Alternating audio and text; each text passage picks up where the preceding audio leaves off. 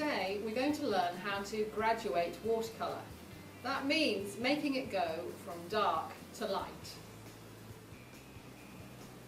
For the purpose of this demonstration, I've done a drawing in pen of an oyster shell. I've done it in pen simply so that it shows up on the video. And we're now going to graduate the watercolour from light to dark.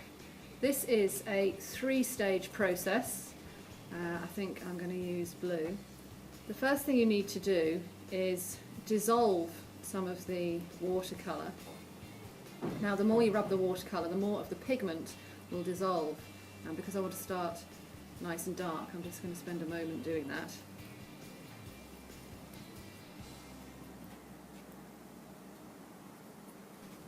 So I've got lots of lovely dark paint now, and I've got a really wet, loaded brush.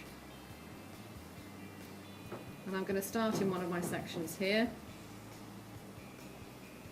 And it's very important to keep it nice and wet. Now this is a 3-stage process.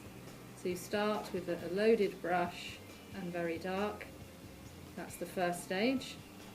And then the second stage is to rinse your brush and then squeeze it so it's damp but not really wet. This means you can then drag the paint, and you can see immediately that it's going from a dark tone to a medium tone. Then the third stage is for you to rinse your brush, but this time don't squeeze it, so you've got a wet brush. And then you can see that again the paint goes lighter, and it's possible to drag it a little further.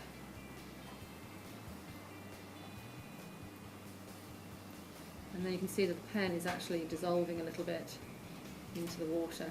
I think that's quite nice with an oyster shell. The more water you add, the lighter it will get. Now this section here is wet, and if I was to work in this section here right next to it, what would happen? That's right, the paint from this section would bleed into this section. So never work in 2 sections next to each other. So let's go through those stages again. Stage 1, a loaded brush with lots of paint.